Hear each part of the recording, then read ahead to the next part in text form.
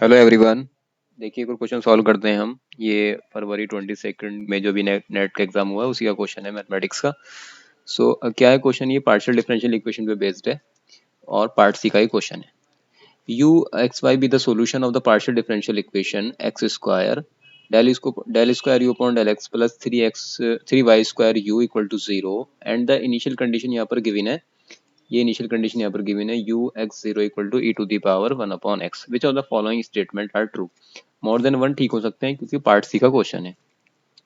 तो चार ऑप्शन यहाँ पर गिवन है। पहला है कि पार्शियल डिफरेंशियल नॉट लीनियर, दूसरा ये है, तीसरा आपके सामने ये है ई टू पावर -2 और फोर्थ वन है that method of separation of variable can be utilized to complete the solution. Okay, to compute the solution of the partial differential equation u x y. सबसे पहले फोर्थ ऑप्शन को देखते हैं हम। इसको separate variable separation के form में लिखते हैं और फिर सॉल्व करने की कोशिश करते हैं। देखो ये हमारा फोर्थ ऑप्शन है।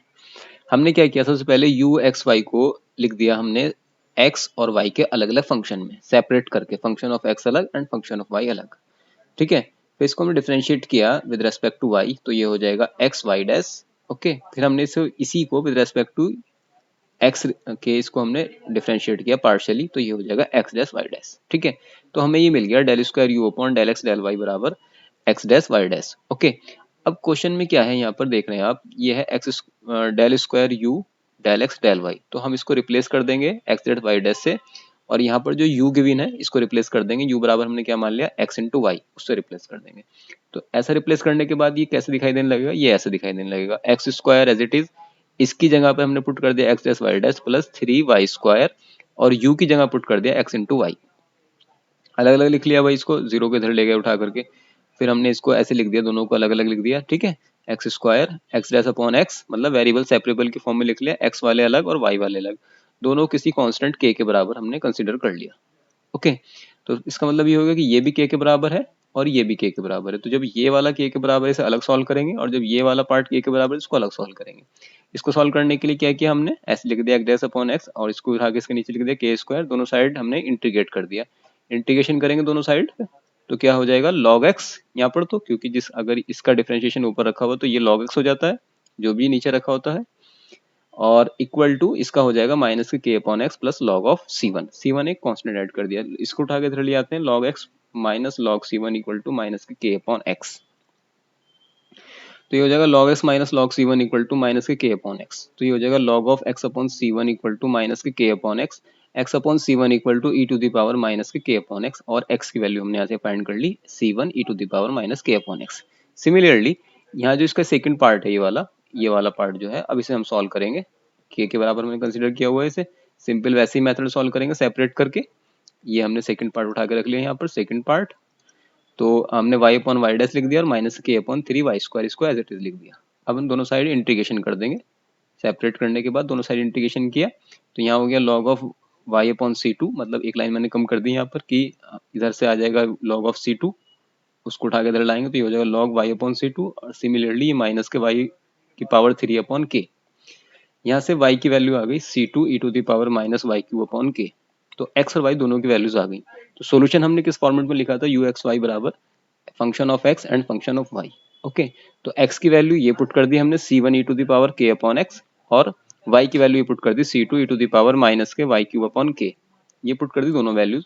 सॉल्व किया तो कुछ ऐसा दिखाई देने लगा, सी वन सी टू एक साथ लिख लिए। अब सी वन सी टू दोनों कांस्टेंट है, दोनों को मल्टीप्लाई करेंगे नया कांस्टेंट मिलेगा, उसकी जगह पे मैंने ये सी कांस्टेंट यहाँ पर लिख दिया। तो फाइनल सोल्यूशन हमारे पास क्या आ गया, ये आ गया हमारे पास final solution u x y equal to c e to the power minus k upon x plus y cube upon k. हमें हालांकि सॉल्यूशन से मतलब नहीं है सॉल्यूशन क्या आएगा, क्योंकि हमें तो सिर्फ ये दिखाना था कि हम इसे वेरिएबल सेपरेबल के फॉर्म में कंप्यूट कर सकते हैं। जाहिर सी बात है, हमने यू एक्स वाई को फाइंड कर लिया वेरिएबल सेपरेट करके दोनों को, तो इसका मतलब फोर्थ ऑप्शन हमारा यहाँ पर करेक्ट हो जाएगा। ओके, फोर्थ ऑप्शन आपका क्या हो गया, राइट हो गया। ओके, फर्स्ट ऑप्शन कह रहा है कि partial differential equation not linear, तो ये भी ठीक है भाई, नॉट लीनियर तो है ही है। तो क्या क्या होता है नॉन लीनियर इक्वेशन, यहाँ मैंने लिख भी दिया वैसे इसको, partial differential equation is linear होती है इफ डिपेंडेंट वेरिएबल यहाँ पर u है, dependent variable and it's partial derivative occurring in the linear form, तो उसे हम कहते हैं कि वो लीनियर पार्शियल डिफरेंशियल इक्वेशन होता है। तो ये कह रहा है कि it is not a partial differential is not linear, तो ऑप्शन 1 भी हमारे पास करेक्ट हो गया।